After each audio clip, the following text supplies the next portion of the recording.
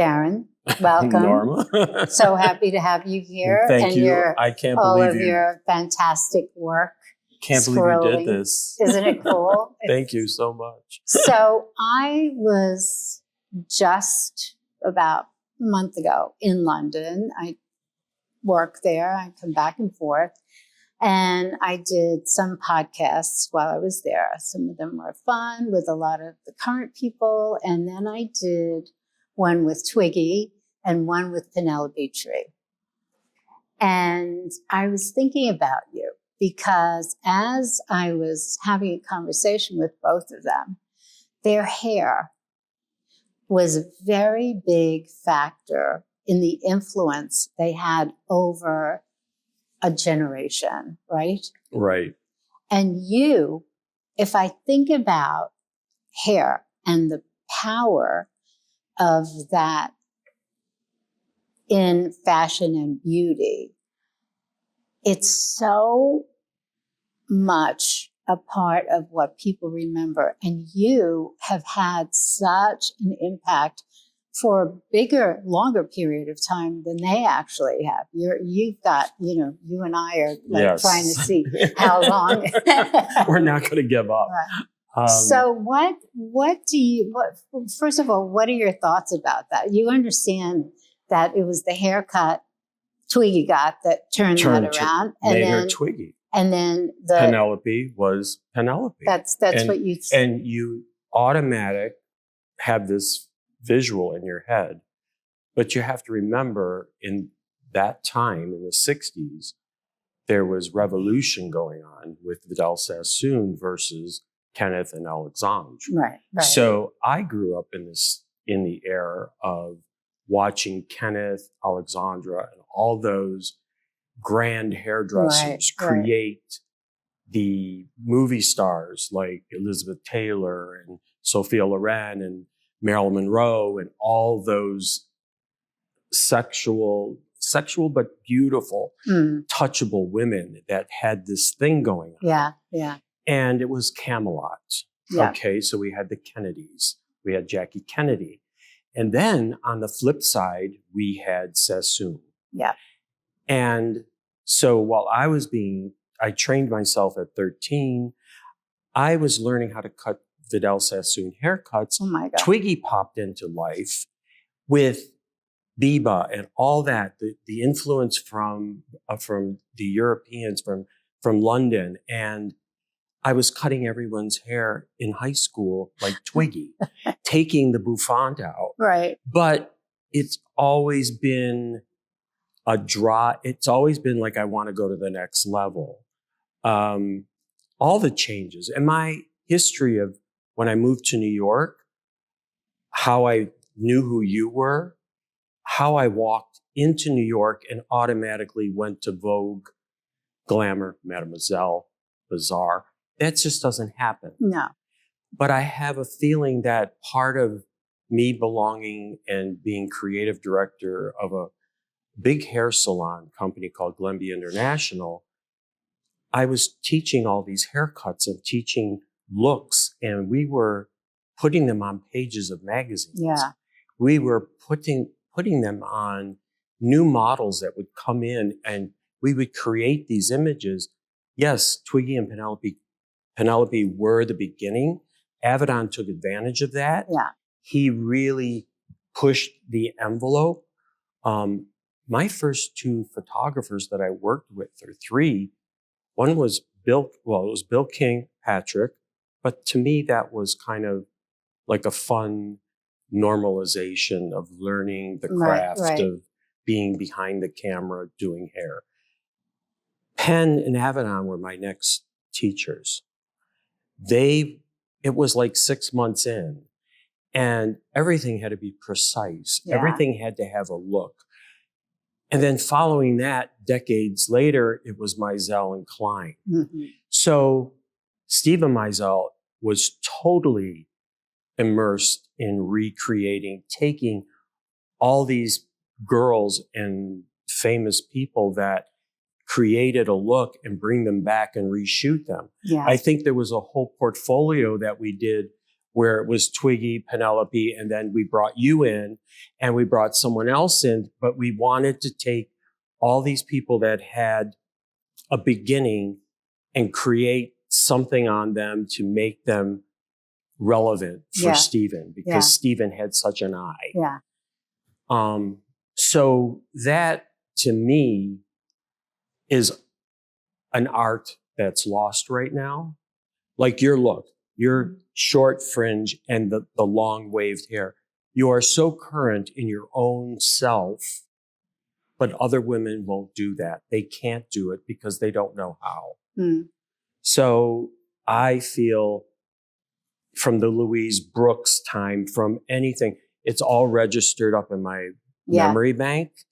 And I like to pull it out. I had a ball with Linda and Amber and all those girls in the 90s because we were allowed to cut their hair and restructure it. I mean, gave Linda a surfer board, razor clippered sides with a hank in the front, and she got away with it. You did some, I just followed every hairstyle you've done because, first of all, you come from knowledge. You can do a hairstyle from any period. You can do them, and you can do them accurately. You don't do sort of a try to do it. So having that history, being able to do all of that, you can do new in a so much better way, right? Because you deconstruct it. Yes. You get, like, my whole thing is like when Stephen would say to me that we're going to do 60s. Of course, there's so many variations. Right, exactly. So you build it up to the max, and then you break it down. Yeah. And that's what makes it current. We used to have the magazines as our Bible. And the one thing that I always insisted upon, instead of taking that route, strictly editorial advertising, I wanted a salon so that I could have the reality of the girl, the woman, the client from Middle America, from Europe, from the West Coast, coming in and experiencing what they saw in the magazines. The magazines were part of, back then, you had Vogue and you had your makeup section twice a year or 3 times a year, and you had your hair section that nodded to where fashion was going, what you were designing. How do we make that current? Because your designs from the day one had a nostalgic feeling to it because you grabbed certain eras in certain decades and you played on it. But on the other hand, what made it current is the modern girl wearing it. Exactly. I was aware of your name. I think, when did you start designing? In 72? No, I actually started in 67. Okay, so maybe 1968, 69.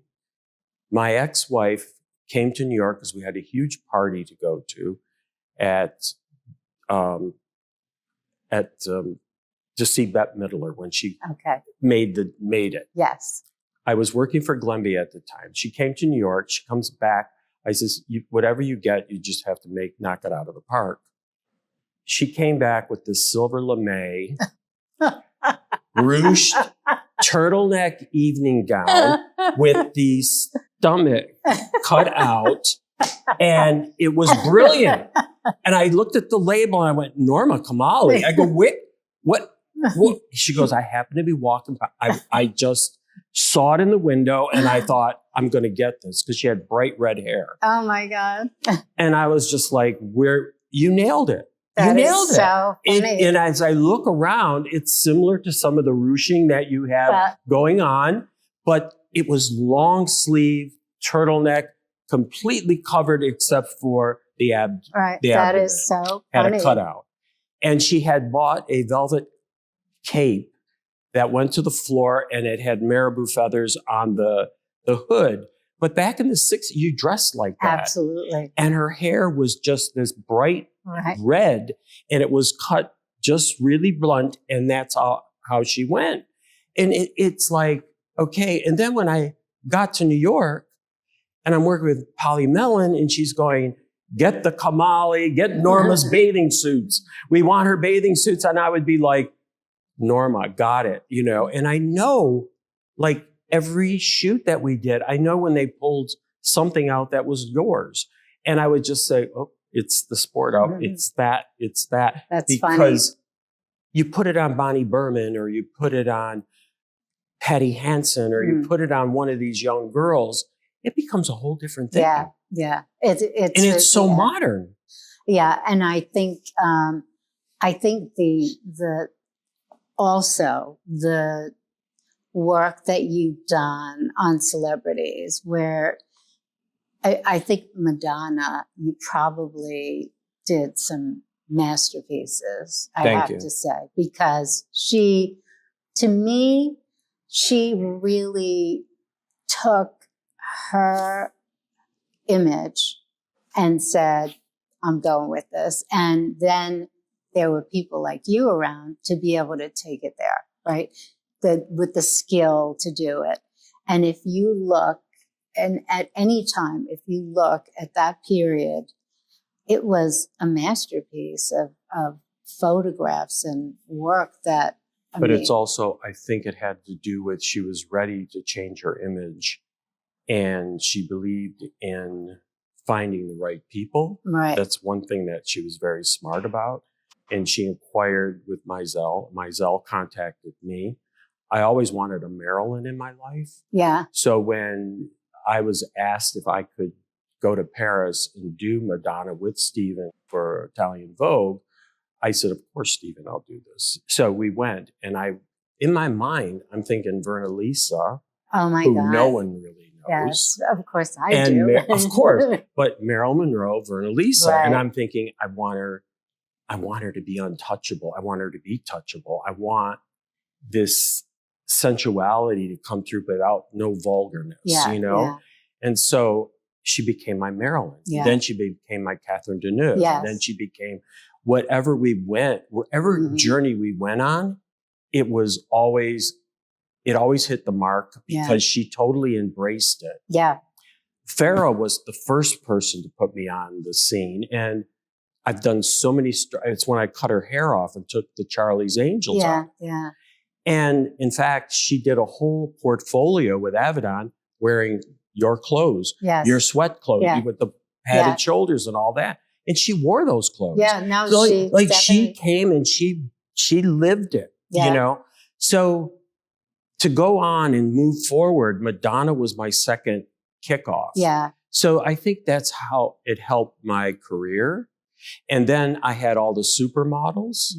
And then I transformed, then I was working with Versace. I was working with so many designers and had this relationship like I have with you that I respected their work so much and enjoyed them as artists that I soaked everything up like a sponge. Yeah. And when someone would say Rita Hayworth or so-and-so, I had a visual, but then I knew I had to mess it up. Yeah. Or I had to do it on someone that was awkward to wear it. Yes. So it would become a Giselle or whatever. Yeah. Do you know what I mean? Totally. And I don't think the hairdressers today after COVID that we're not trained in big salons or salons with named stylists or people that were master hair cutters, master colorists, all that. I think we've hit a wall because for 5 years now, girls and celebrities have been cutting their hair. It makes news for 5 minutes and then it goes away. Fast. Really fast. And I've been trying to now that I'm with R&Co and I'm part of the training and part of all the education and the creativity part of creating the product lines, I start thinking, well, why aren't they getting it? It's because they have nothing to inspire from the past to bring to the future. Yeah. And I find it really disconnected. Yeah. And it's an interesting area for me because they get all this credit. They're on Instagram, they're on YouTube, they're on TikTok.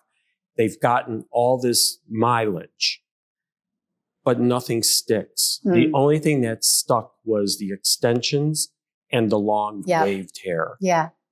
It's fascinating because you need to know the history, right? You need to have a point of reference to today to know where the open door is. Like, where can you go into an area that would be new, but without the point of reference, you don't really, it's like, what road do you take? I don't know.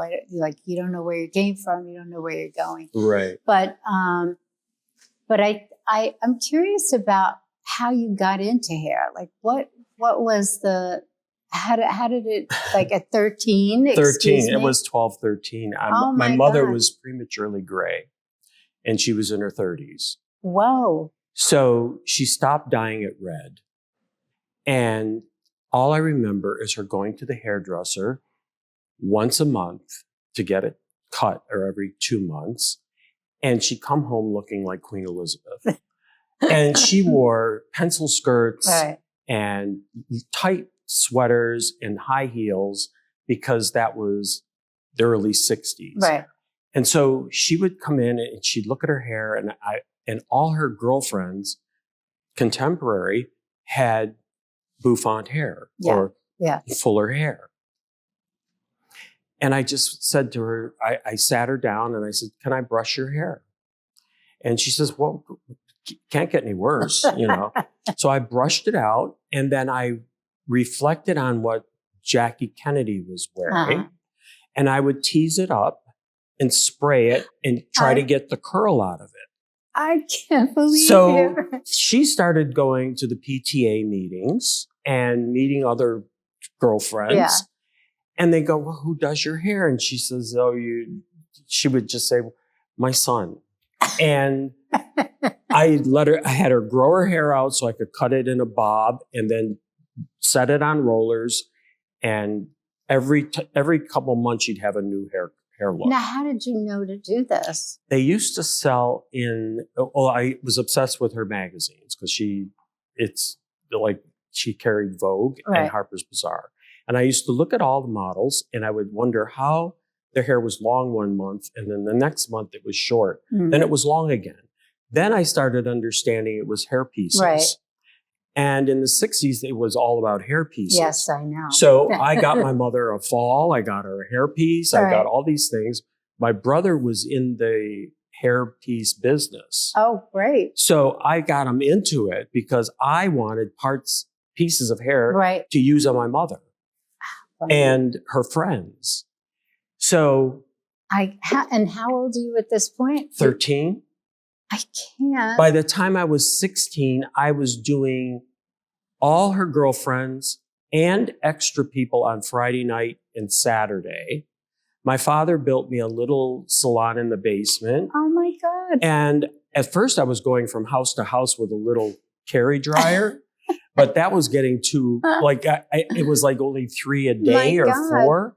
So then my father decided, I'm going to do this. And, so I was really rolling. I mean, I finally had to go to beauty school at 16 when you were allowed to get my license. To get the license. So my sister went with me and my aunt, and we all drove to Buffalo, and I went through beauty school so I could, but in beauty school, I got to learn, and now kids today, they think it's stupid to learn pin curl sets. Right. No. Finger waves and all that kind of stuff. But I was so obsessed with it because it was like structuring and reconstructing hair that was amazing to me. And I think that all that sunk in. And so like when I was hired for Vogue or hired to do one of your fashion shows, I think I did it with wigs with finger waves. And it was like, now how would I have known to do that if I didn't remember what I learned back then? So my obsession with Marcel waves Yes. is, I don't know if I ever told you this, but when my mother was younger, she had a salon. No, I didn't know that. Yes. So she was born in 1915. So she was right in that Right. She's in Marcel wave. my mother thing. So, so she would do Marcel waves. And I remember seeing pictures now, like this is when I'm a teenager. Right. And I said, Mom, you have to do my hair like this. And it takes too much time. I'm not doing it. And so I would say, if I clean the house, if I iron the clothes, will you please? And then every once in a while she would and do it. And I didn't want to sleep. I didn't want to do anything because it was so fantastic. So I remember, and I knew that you would know how to do it. Like, it's very hard if you don't really know. You have to know, and it was on wigs as well. Yeah. So it was like twice as hard. Right. But the point is that I had a reference when you mentioned the word, whatever words you mentioned about how you wanted to counter-react the clothes because the collection was a certain way and you wanted to fight it. Yeah. And I said, okay, I think we can go here. And you were like, yes, okay. And I think we even put a wig on Naomi to make her look Marcel. Yeah. And I still have that wig in a box somewhere because it was so glued, you know, but the point is that you have to remember everything. It's how you would touch fabric and you know it's going to ruche, or you know it's going to hold structure, or you know you're going to be able to move in it with the body. It all comes from memory. And you could have bolts of fabric coming past you and you just touch it and you go, it's not going to work, not going to work, not going to work. But it's like when I look at like what you did here for me, it's like we played and we did things, but it all comes back to knowing how to set and prepare. You have to be able to prepare. And like, I remember when it was all models on the cover and you had your 2 girls of color and you had 1 actress a year. Right. And she would die because she was able to be photographed for Vogue. That was important to her. Yeah. And that community. Yeah. And then it started where you have 2 actresses a year and the rest were models. Right. Yeah. We used to do very close-up headshots. Then it's dropped to mid-waist for action or sports time or whatever it was going to be that called out for Vogue. And we had to know that the hair was this important, makeup was that important, the clothes were that important. Mm-hmm. But if you're not paying attention and you're not involved, but this was my world.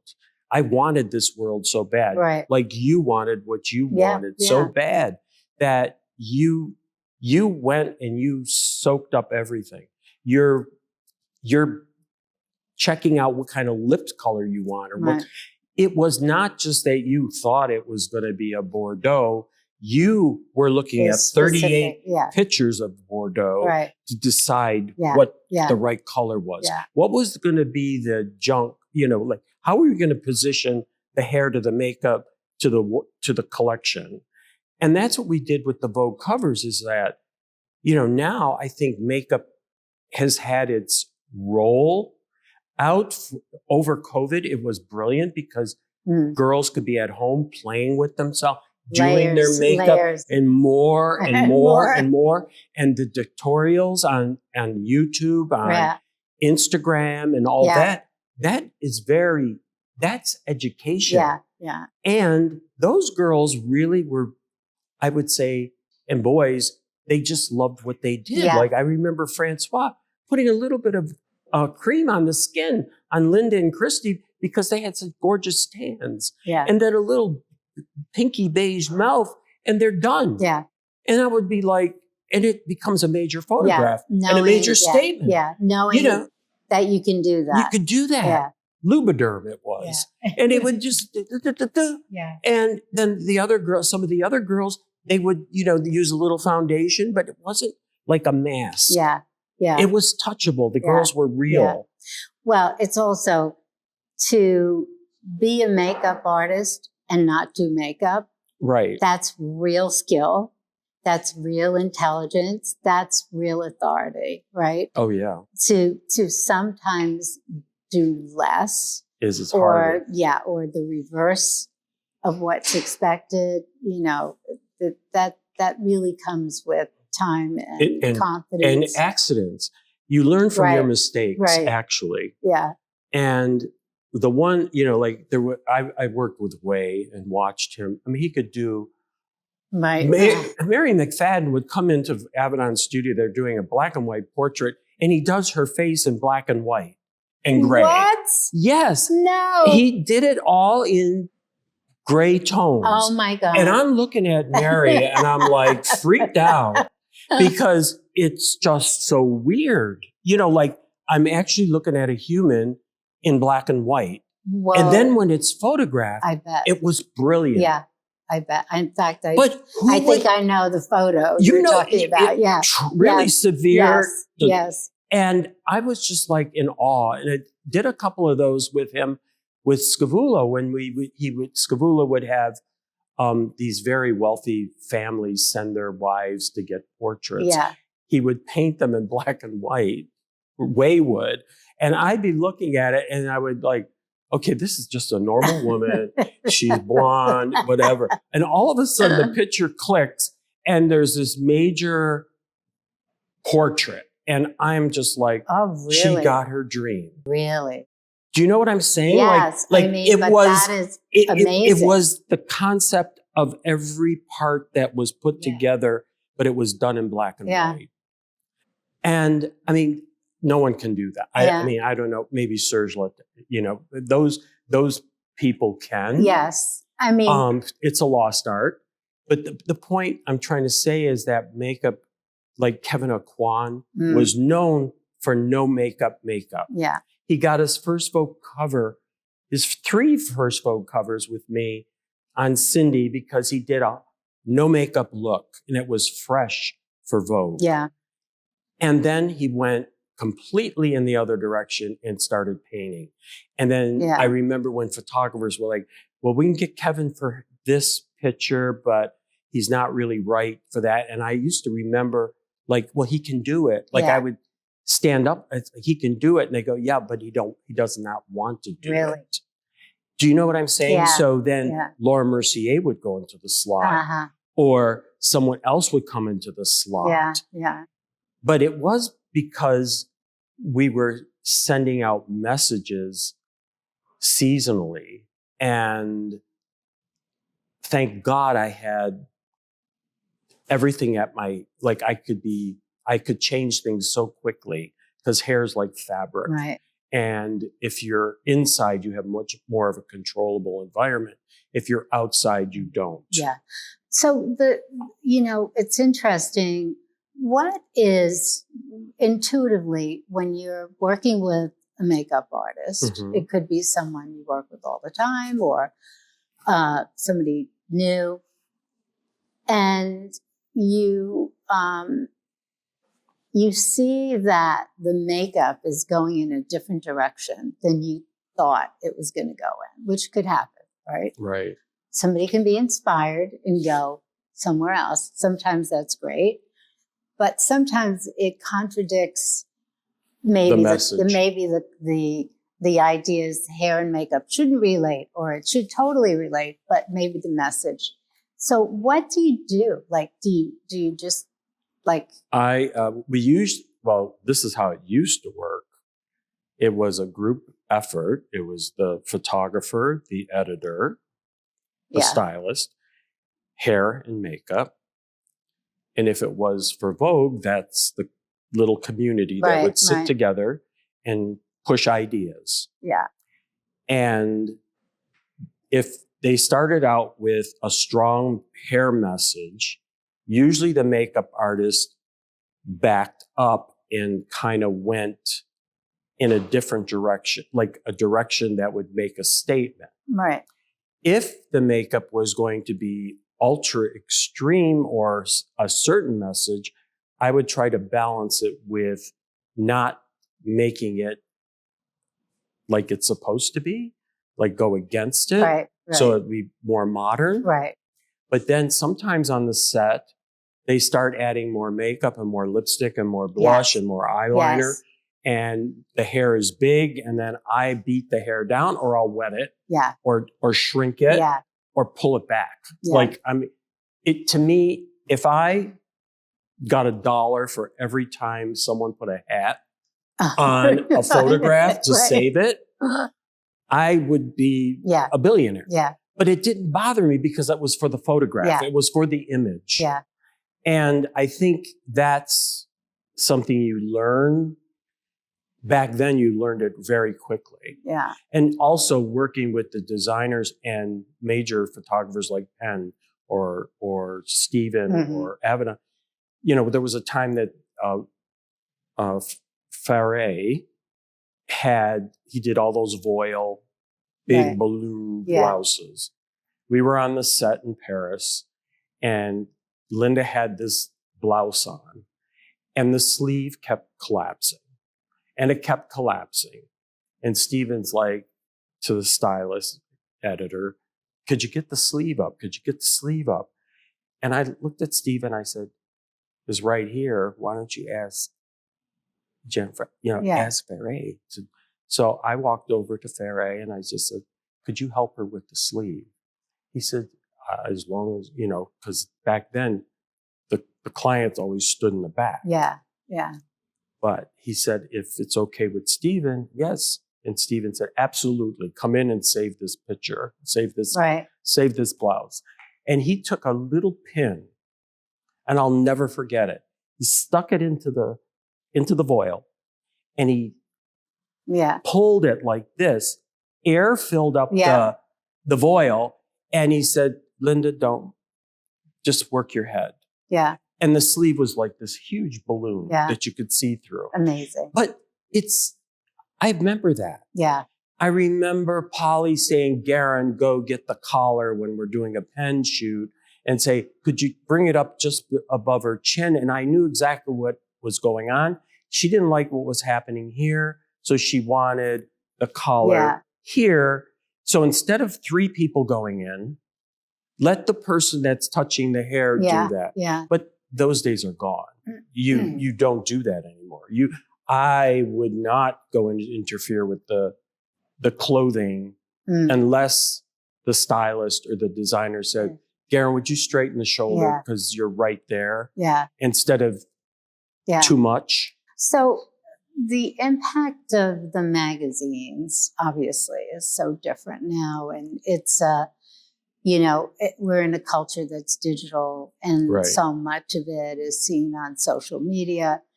How is that affecting, do you think, the popularity of fashion and hair and beauty? I mean, it is a different game completely. Totally different game. Everything's AI'd. Yeah.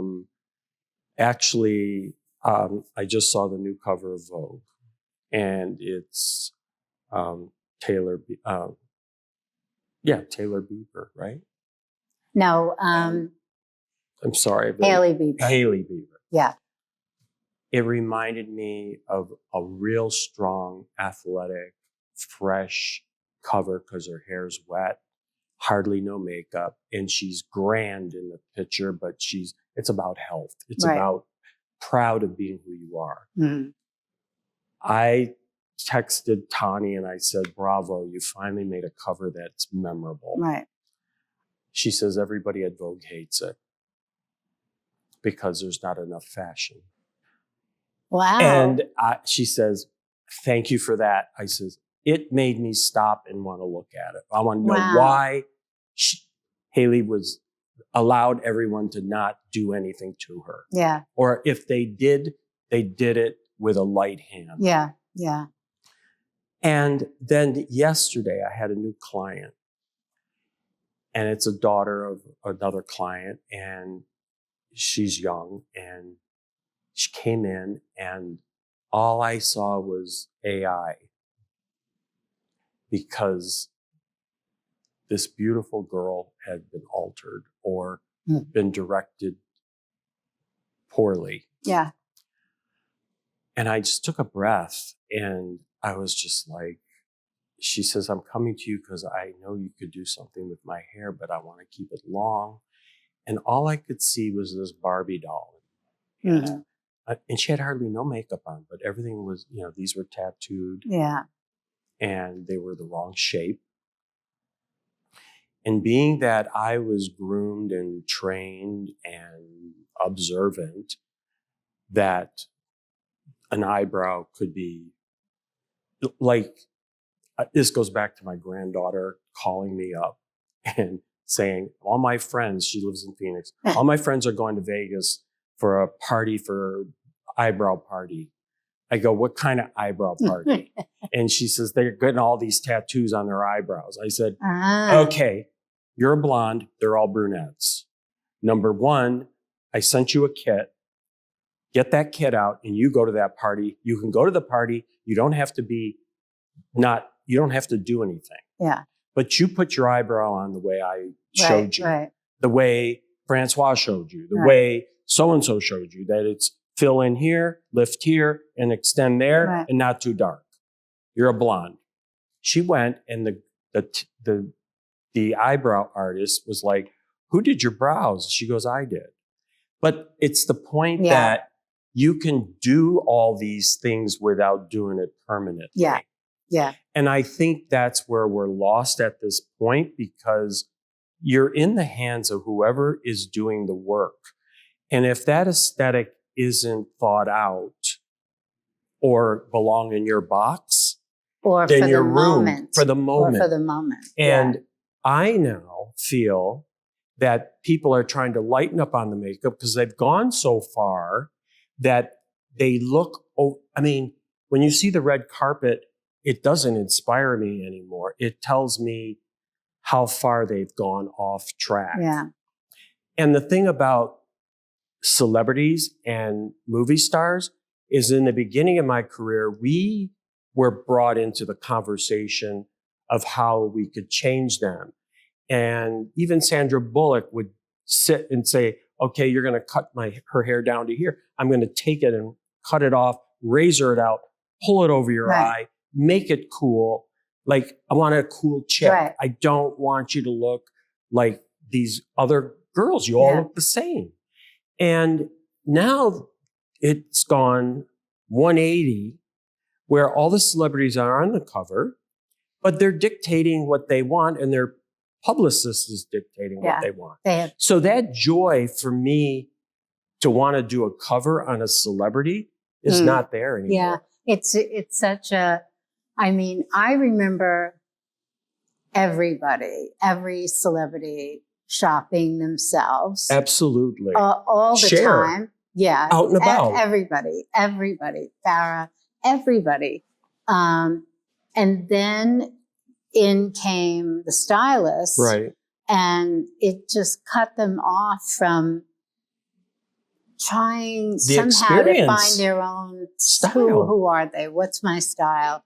And then having somebody who looks at this and says, let's try this hair. What do you think? Like having a conversation and interaction. And I did so many Oscar gowns for Raquel Welch.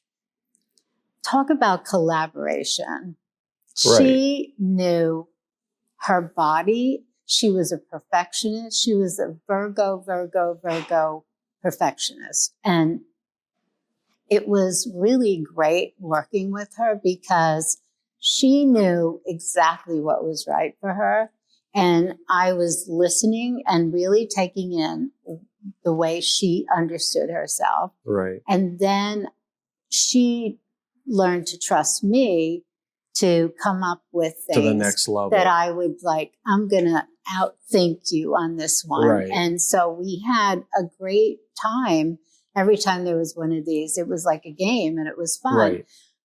And there was never anybody else involved in the process, ever.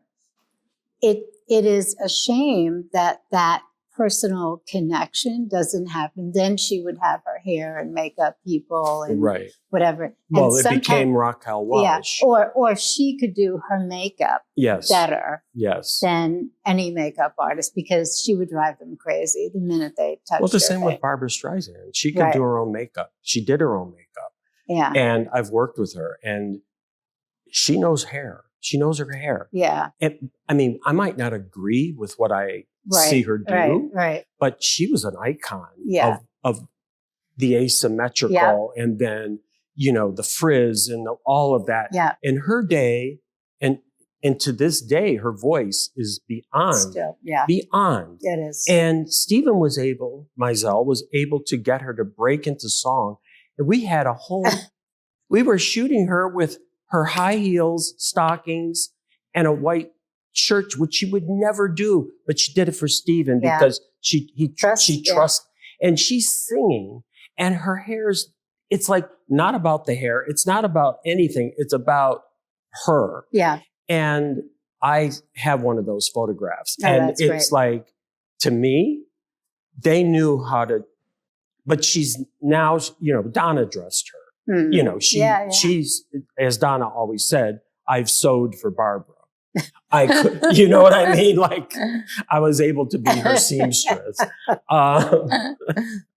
Madonna, you know, she would shop. She would have people bring the clothes, but she would try everything on to really hone in on who she was. And I would be called in when she was making major changes in her career, whether it was being a director or doing this or doing that.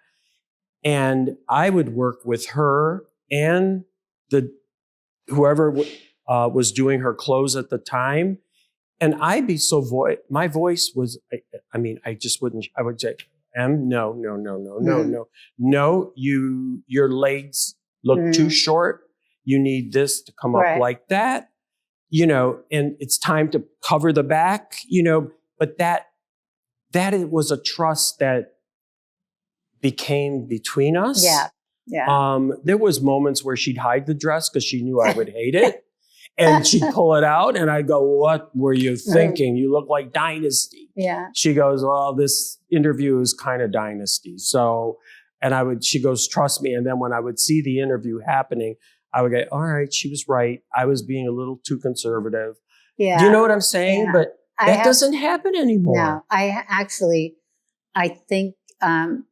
think Stephen, you might have even done this when Stephen did a spread on Madonna for Vanity Fair. Right. I did that. Yeah. Yeah. And those pictures were so great. It was mostly my clothes and they were just, maybe about a month ago, I was looking at these pictures. They just came up. You know, we have an archivist because I'm putting all of my archive on AI. And she was like, oh my God, look at these. And I was like, wow, those were really fantastic. I mean, just that moment in time. To be part of it. And that those pictures, like everything was synced perfectly, right? Right. Her hair, makeup, the clothes, the styling. When she trusted someone, she would let herself go. I've worked with her where she wasn't so sure about certain people on the set. And my job was harder because I had to multitask. Yeah. And I had to keep her occupied so she couldn't, you know, so she could work. Yeah. Yeah. But that's different though. I mean, I would consider her the old guard, because she knows where she's going. She knows who she's hiring to do what. Mm-hmm. But like these new young actresses have no idea. They don't even know how to walk in the clothes. I find that looking at the Met Gala, and yes, Anna did give me a career, my whole, you know, and before that was, you know, Grace, but, you know, without Polly being my mentor, or Tommy Goodman, or Grace, or even Edward when he was coming up the ranks, I was showing him what I had learned. Yeah. But they all made it. Yeah. Now there's stylists out there that don't have a reality check of how young this person is and why should they be wearing. This is where I have the problem. You're only young once. Mm-hmm. Why not take advantage of that moment and embrace that moment and look great, but effortless? Yeah. You don't need 10 people holding the train to get you up the stairs. Yeah. Why can't you walk in on your own?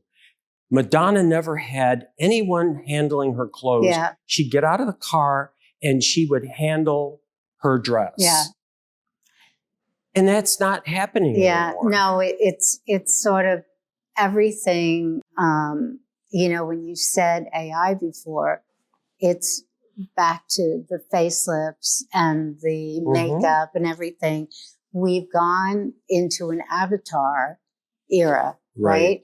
Where everything is sort of this avatar version of life. And I think it's probably what is likely to happen since AI is so much in the conversation. Right.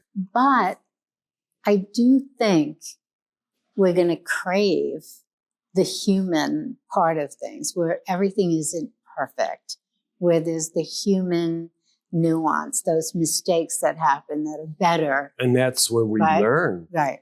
It's like if someone jumps in an evening gown and the ankle boot gets stuck on the hem, sometimes that's brilliant. Yeah. But in today's world, they're going to fix that.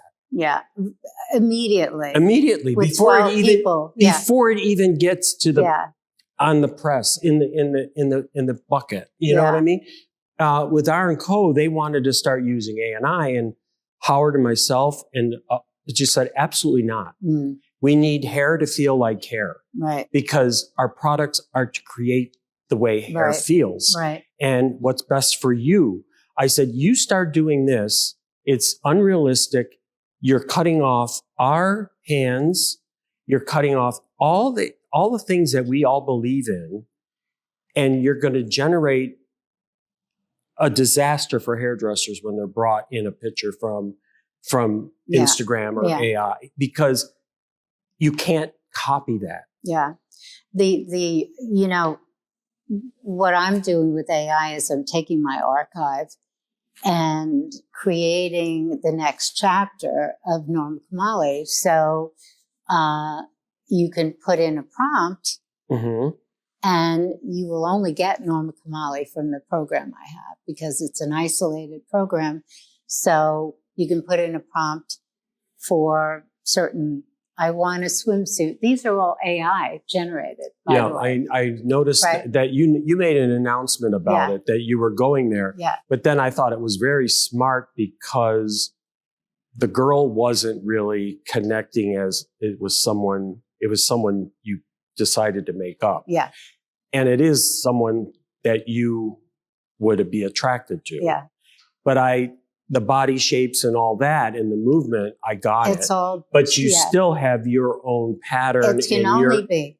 See, it can only be Norma Kamali. Exactly. But I am very clear, and I asked ChatGPT this. I use ChatGPT all the time. I use AI all the time. And I said in my prompt, do you have emotions, passion, a soul, feelings? No. You need to have emotions, passions, feeling to be artistic, creative. I asked ChatGPT, are you creative? I can be creative if you give me something to work with. So it can't create the original, but you can do a hairstyle. And then you can ask ChatGPT, how many versions of this can you do? Something like that. So for instance, my gray sweats, remember? Yes. So all of a sudden they're getting so much attention. People are telling me on several collections that they've seen Norma, and it's basically the gray sweats. So I posted some of the gray sweats on social, and one after the other, do it again, bring it back, bring it back. Now I did it. I've evolved from there. I've gone so many layers after. What am I going to do about it? So I think, okay, I can duplicate them. But what I'm going to do is I'm going to take those styles. We're archiving now to put that whole group together. I keep pointing to where my computer is. I understand what you're doing. And so that then I'm going to test to see if I'm not here, how will this company take that challenge? Because it's only going to be Norma Kamali. No matter what they write, no matter what they prompt, what's going to come out. We want a swimsuit like this, or we want a gown or whatever. It's going to come out as Norma Kamali. So we're going to do that exercise with the gray sweats. So that's where AI has a real kind of purpose. Right. Let me ask you this. How do you protect that design? First of all, will someone be able to, being that it's actually you, meaning your design, how is there a protection to that, or is it open it up? Well, it's in my programs. My program is isolated. So I don't, like you see a lot of designs where you see Rick Owens and Tom Brown. It's all in one garment, right? Right. Mine, there's nobody else in mine, and I'm not out there in it. However, no designer, as you know, is protected. I know that. But there is a strong possibility, and I believe that the industry, the AI industry, is looking for, like whether it's Microsoft or all of these companies, OpenAI, they're looking for guardrails. They're looking for IP protection because that's the big concern, right? Right.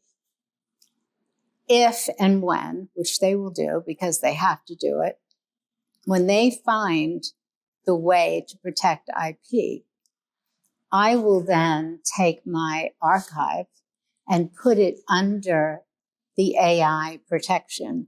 And for the first time in my life, in the fashion industry, fashion can be protected. So it may be through AI that this can actually be done. You, as a person who's creative with hair, can actually, I think there are opportunities, new business opportunities that don't exist now. Mm-hmm. So say this protection, these guardrails are put up, and you create maybe 6 new hairstyles. New haircuts. That have never been seen before, right? Well, nothing's ever not been seen before. But you've done things that have taken something, but you took it 3 steps further. Okay. So it's new.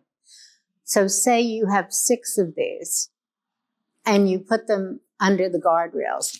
There could be, and some things like this are in music and other industries now, and they're not all there yet, but I see that then you can charge a fee or a license. You want to use it? This is the fee you have to pay. If you want to use it for the purpose of your company, this is the license fee. You just steal it. Here's the how you get charged. So I think the future in AI will have things like this that we don't have now. The fact that there are no protections in fashion. Right. I mean, so many times I thought I was going out of business because people were taking my designs, making money on them, and I was trying to pay rents. I get it. So you know that it's tragic for young designers to be vulnerable like that. See, like we tried, we did some haircuts and we put it through AI. But what it did is it took other similar looks from other places that they started morphing it all together. Yeah. And all of a sudden it looked like another brand. Yeah. And I would say that this is not what You we can't do did. that. This is not what we did.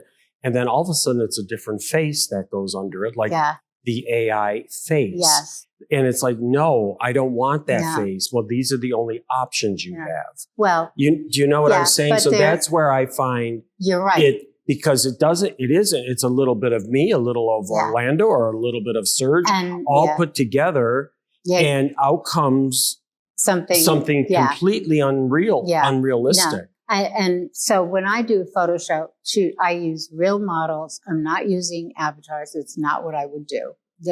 I just don't do that. However, when I'm doing AI things for design, like this face is not a face of a model I use, but it is like a face of 6 of the models I've used blended together. I get that. And it's for a project. Right. Not to sell from, but that was a project. For you, the program I have is a program that your company should have, because it then will only have your work. Like this girl is Helen, and like they would take and replace that hair and make it look, it wouldn't even look, it would be on Amy's face, you know? And I mean, like, what are you doing? This is like, if you have no face and the hair, it makes sense. But the minute you transform your look onto a different face, different neck, different shoulders, it changes the whole dynamic. No, it's like a plastic surgeon putting in an AI thing and then zeroing in with all its robots to redo, you know, like Stephen Klein has done so many photographs that does that. Yeah. And I would be looking and going, I mean, this is really going to be real someday. No, but the truth is, and if you want to know, the guy who did mine could do it, and for you, and where it's protected, you could put your whole archive in there. You could do every hairstyle you ever did, put it in there, and then you could scramble it up. What happens is, I took a course at MIT on generative AI because I needed to know. I wanted to do this. And so what happens is, it's like if you put a whole bunch of things in a bag and you shake it up, and then out comes something, and it's something that's totally you. You'll look at it and say, I could have done that. Right. In fact, I've done it with my clothes, and it's like, oh my God, that looks just like what I could do. Right. And it's exciting. And it sort of takes your legacy even further. Right. And you're somebody that should have this legacy because you have such a rich history. I mean, seriously, I do these talks where I bring all, it's like almost an hour long for the company, and it's for big salon groups that we do. And I do a master class as well at the studios. And I teach and I go through all these pictures, and I talk about, I divided them up into segments, right, where I have like the 60s, the 70s, the 80s, why the covers were important. And all of a sudden, the group that I'm talking to, you see the light go off, because they're going, I had that on my wall. Yes. I had that here. I had that there. There's the picture of Barbara I was talking about, where she was singing. Oh my God. She wanted a comfy high heel, and Steven said, get the damn heel off and put on a high heel, Barbara. You're not going to be, you don't need to be comfortable sitting in a thing. But that's such a great shot. It's like, and then there's repetitions of that where their hair is blowing and her voice is really big. Yeah. But what it is that it also has, what I guess hurts me is that when someone looks at an image, except for you, they have no idea how much work went into that image, getting that dress a certain way, the hands a certain way. Yeah. The moment that magic happened, and with AI, I feel it's there, but you can tell it's a little unrealistic, but it's mostly about the way the hair looks.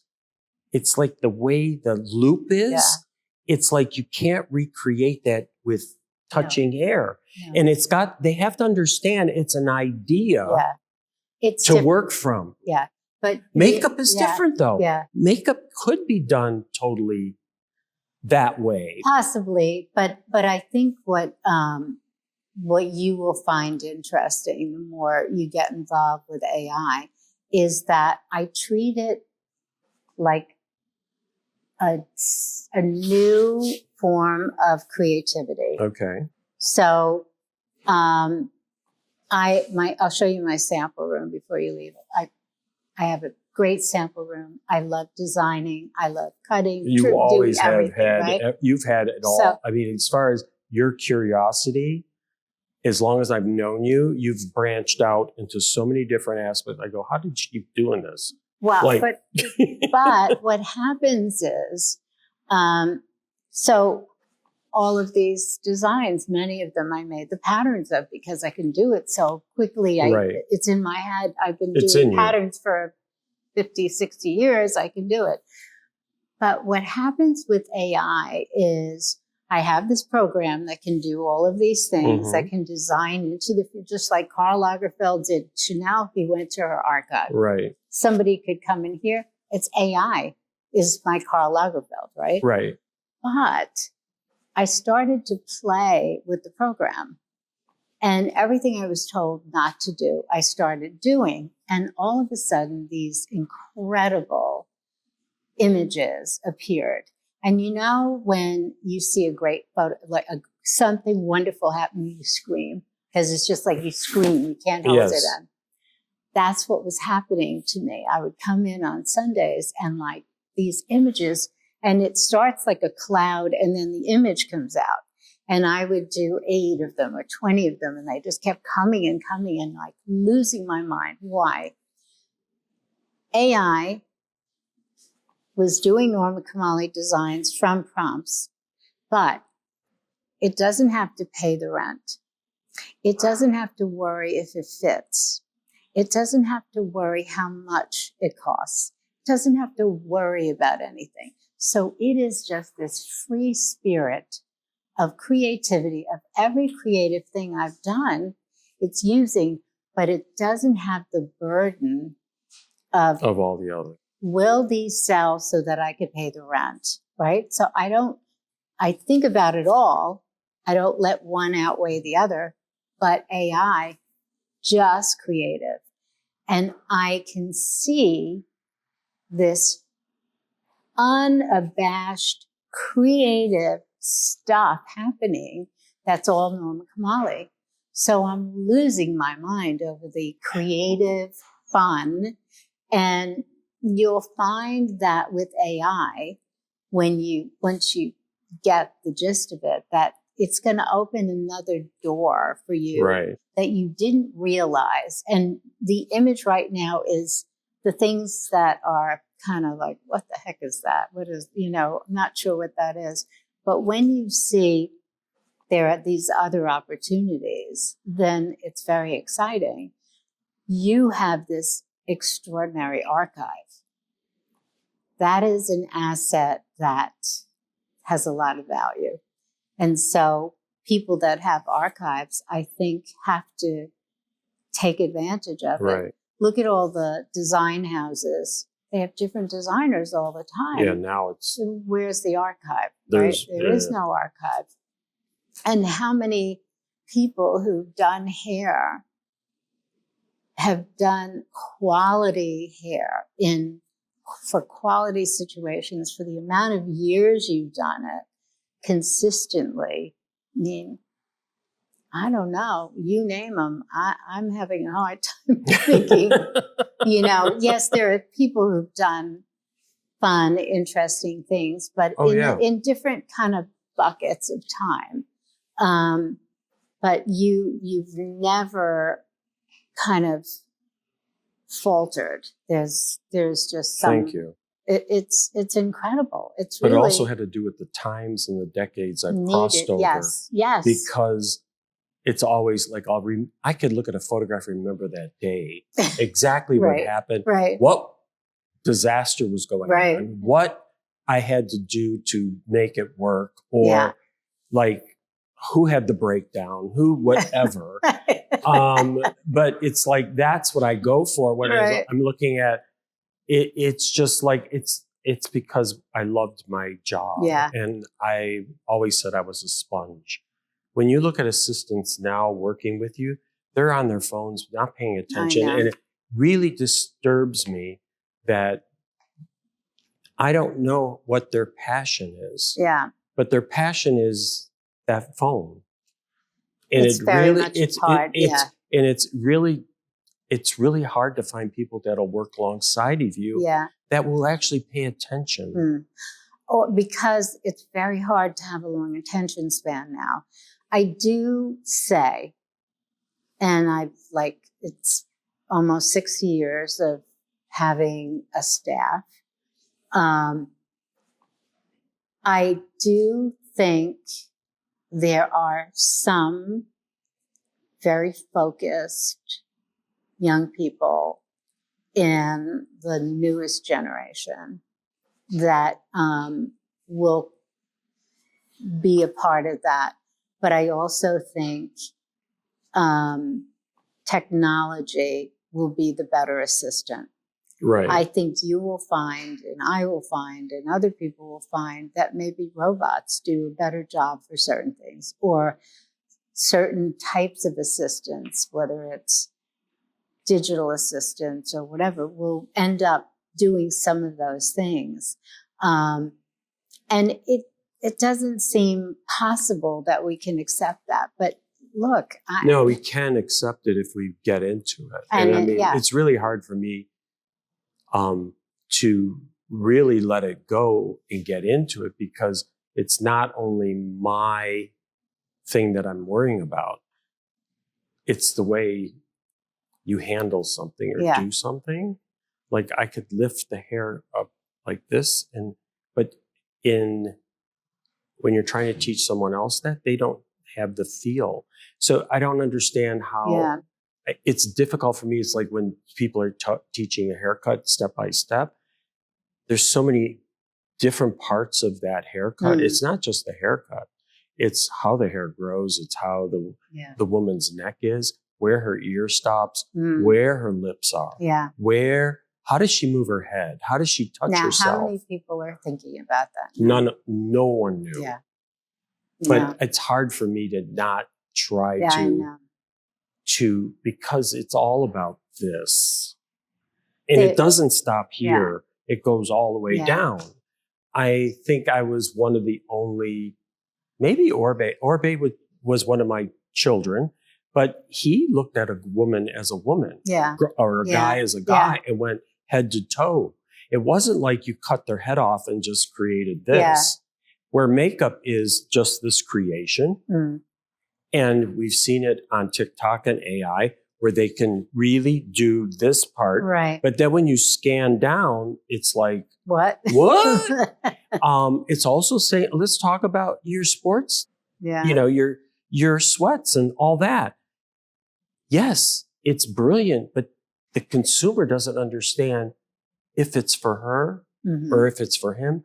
Like, how do they, like, you travel, you see, it wrecks my world when I see how things are applied, because it was taught through or seen on social that this is acceptable, or who gets to wear the bare midriff, who gets to wear the skin tight see-through. It's like we've lost that teaching people knowledge of what's the best way to go about fixing themselves. I think that we're going through a period, and it's a disruptive period, where any of what seemed proper or what seemed the best is broken down to it doesn't matter, and then it comes back up again. And well, do you think this time it's going to come back up to, it's going to land somewhere? I think it's moving all the time. But the good thing about social is that there's a lot of information, and your information, like just what you talked about, the ear, the neck. If you went on social and said, if you did every other day, a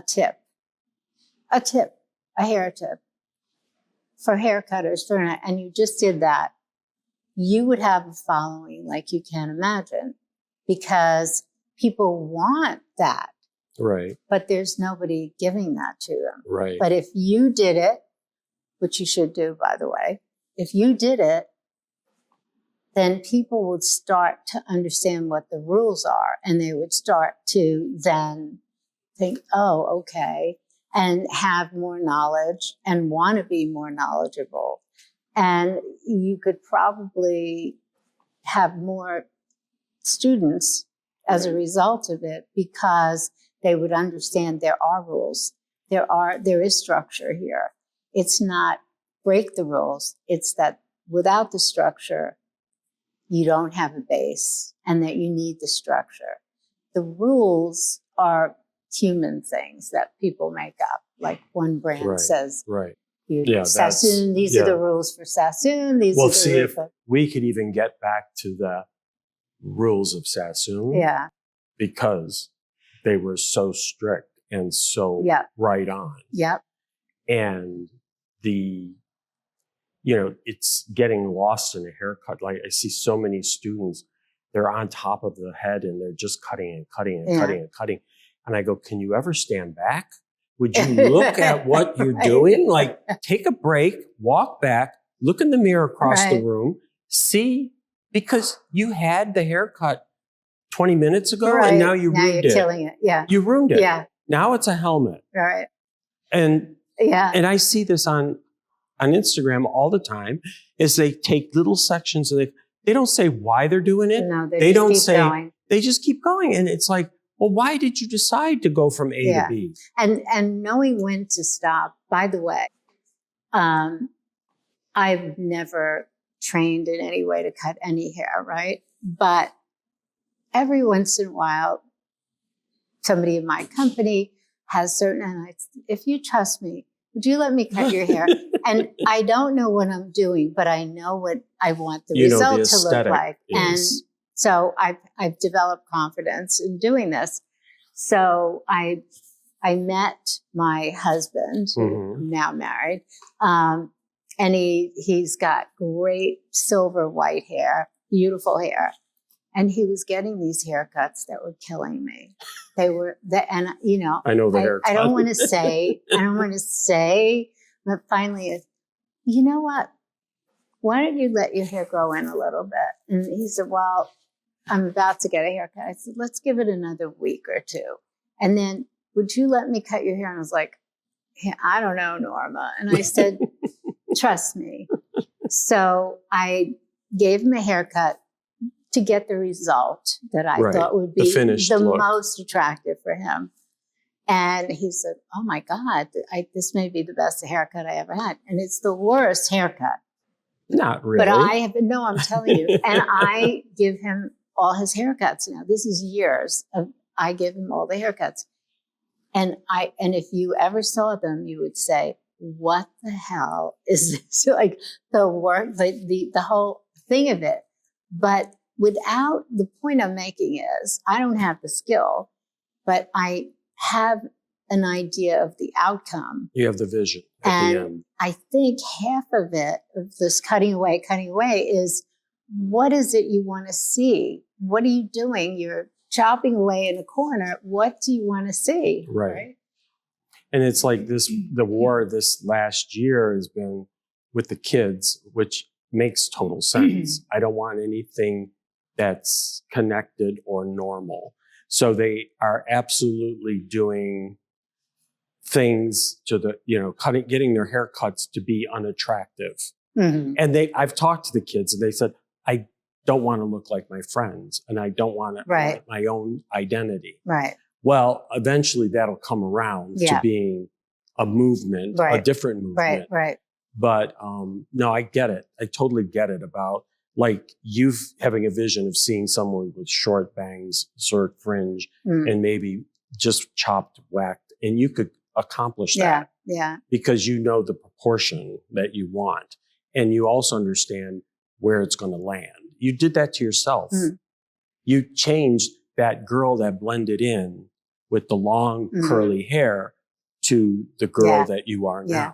I think the idea of, for whatever creative goal there is, for me with clothes or something that I'm trying to achieve, having a sense of the way you want to go with it is very helpful. It doesn't mean that you're going to get there. Sometimes better things happen. Yeah, a mistake will happen and you'll say, wow, I got a or new it's edge not, now. Yeah, and so I've many times I'm doing a design, the pattern's done, we're seeing it in a fitting, and I look at it and I like hate it. It's like, this is terrible. And then I start cutting and tearing and doing things, and all of a sudden, whoa, okay.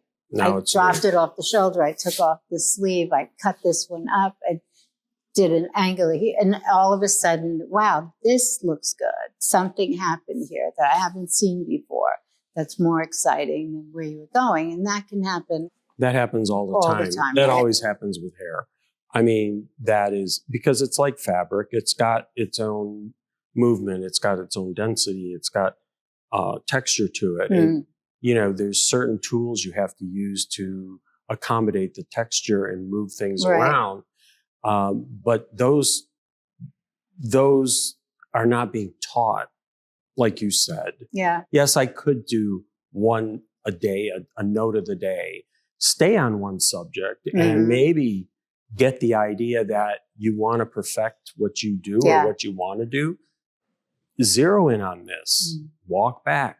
It's like I always work with a mirror because the mirror is going to lie to me. Me too. It is not lying to me. When I do stage work for the company, I'm a pain in the butt because I have to have a mirror in the corner because I need my model or my girl to know what I'm doing to her. So when she turns around to the audience, she knows how she's putting her hands in her hair. Yeah. They're not to be put up against the wall and just photographed like soldiers. There's a life here. Yeah. They're human. They're interacting with it. And I also have to work with clothes. I don't enjoy like putting a t-shirt on someone and doing something kind of glamorous because they're so disconnected from this. Yeah. Yeah. If I'm doing something geometric or something cool or avant-garde, I don't care. This is different. Yeah. But that's all the training from here. Yeah. And it's like we're stuck in a world with extensions, lips that are overdone, false eyelashes that are out to here.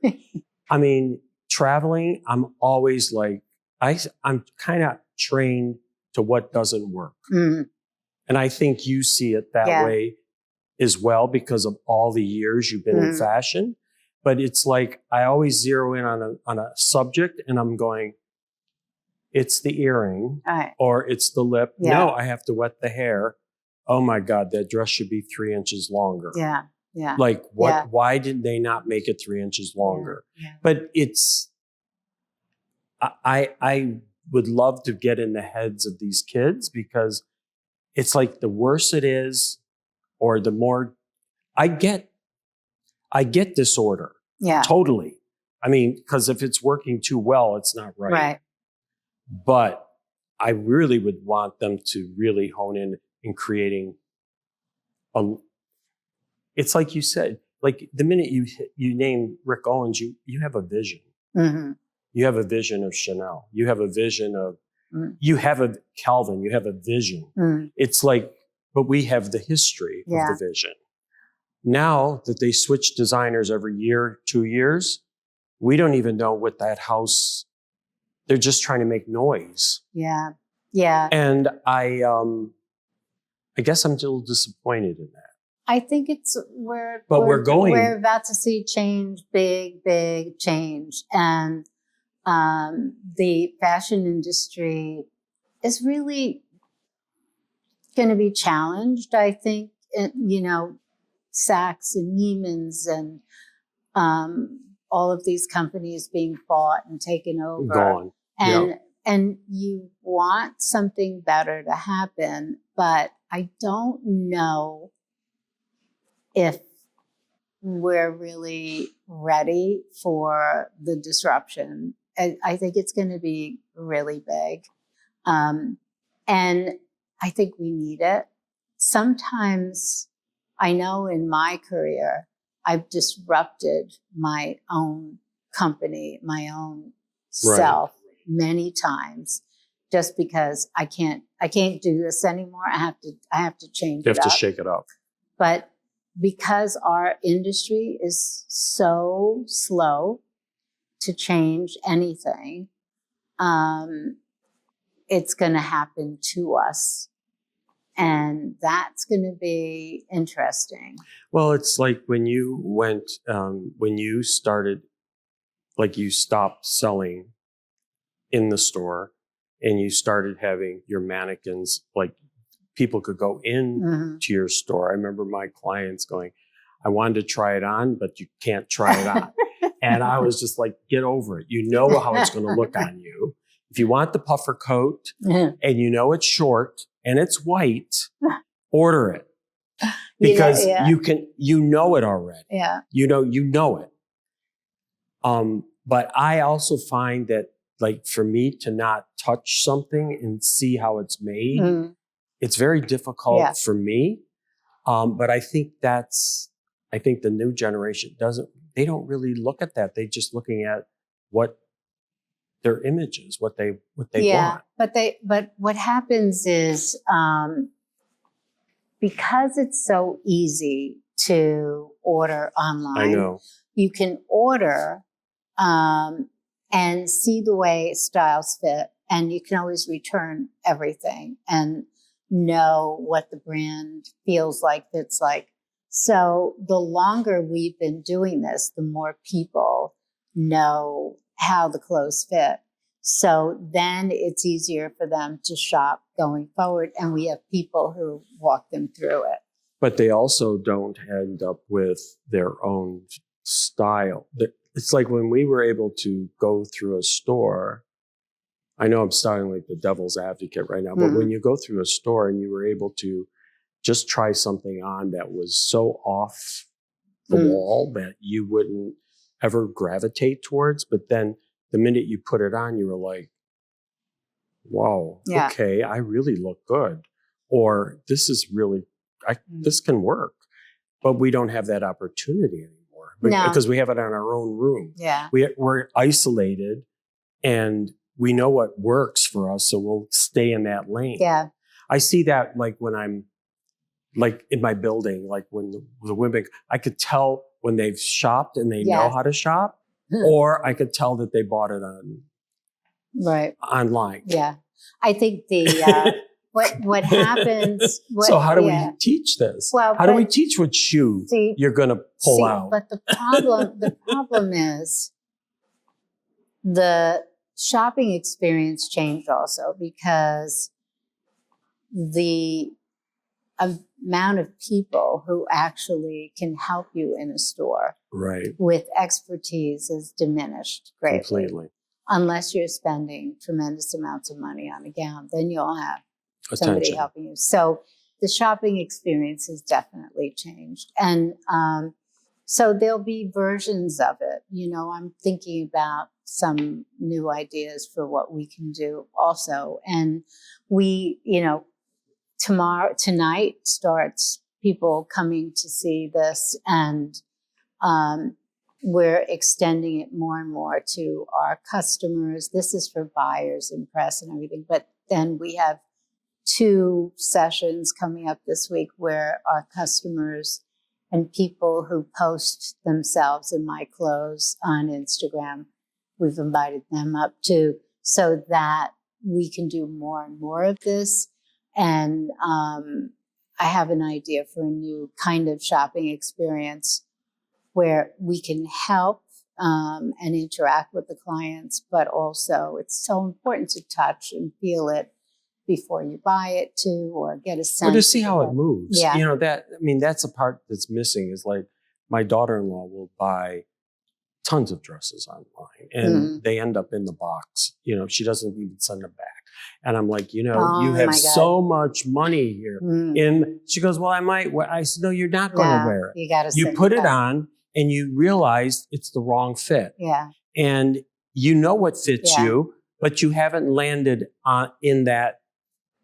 You haven't found it yet. Yeah. I think, you know, this is a work in progress. It's a big progress. Yeah. I mean, you are creative enough that you would put the garment out and then you would alternate shoes, boots, whatever accessory, and say you could be this girl, that woman, this. Yeah. This is how you change it because we have that expertise in us. But the young generation, they're so relied on their stylists that have one note. Yeah. And even, you know, they have little teams. If they can afford a little bit of money, then they have people doing stuff for them, which kind of takes away I just feel it's sad for me because I want to see a girl like the way Linda would be able to put her own makeup on. Yeah. You know, like you have these, you know, you have the group in LA that they don't go anywhere without a full glam team. Yeah. Yeah. And it's just like, I know. Hello. I know. Well, it keeps Can't you roll out of bed and put your own lip gloss on? No, it keeps people employed. Yeah, but they're not working with people that are at a level. It is an interest. It's so much fun. It's back to the 18th century. Yeah. Like that's the way the housekeepers did the girls. Yeah. No, it's true. It's true. But I do think we're in that time. It's about to just go in a completely different direction. And I'm happy to live through that. We've gone through many head-on collisions. Yeah. But you were able to grasp it and do it. You didn't fight it. Well, which is great. I just think about how you and your mind works, and all the years that I've known you, you've always taken that challenge, but you've ended up relevant. Well, you know, there's some survival instinct when you see this isn't right. COVID was an interesting experiment on survival, right? Think about, I thought, oh God, out of all the things to put me out of business, I thought, you know, I don't know how to run a business now. I'm pretty okay at it. I'm still here. I don't know how to do this. I don't know how to do it. And then I thought, survived all of this, and now COVID is going to take me down? No way. See, COVID didn't take me down when it was happening because I was so busy helping other people. Yeah. Personally, visually, FaceTiming, doing all these little things for clients and helping. Right. After the fact, that's when I crashed because I was exhausted keeping everybody's energy up. Yeah. I thought of that just recently. It's like, I didn't get those effects during COVID. I was getting them 2 years after. Yeah. Because I was wiped out. Yeah. Interesting. Like, here's how you're going to cut your fringe. So what sign are you? I'm a Libra. I'm on the cusp of Virgo Libra. Oh, really? Which is a real double whammy. Wow. That's fantastic. Yeah, but it's a little pressure, not too much. No, and I try to be calm. I try to I'm good in a disaster, meaning like I step up to the plate. But I also expect excellence. I expect people to work as hard as I do. Yeah. And that's where I'm finding the little conflict right now is that with my new assistant, it's like he made my assistant before him look like a genius. Do you know what I'm saying? Because he's disconnected. He has something to say, but he doesn't know how to say it. Yeah. And he thinks just by touching the hair, it's going to do what I want. And I'm like, no, there's a preparation. Like we have to start like gently. You're gentle with everything. You can't go in like you. I think you know what I mean? Yeah. It's I hard. think that's why, all the people I know who are really good at what they do, there's a Virgo presence there for sure. I mean, it's important. Anyway, this was so great having you here. Well, thank you for and inviting me to everyone watching this podcast, if you click follow and leave a comment about the time I've had here with the amazing Garren, I'm sure you'll be inspired to look up more about him, and I hope you do. Hey, press follow and leave a comment after you listen to the podcast. Thanks.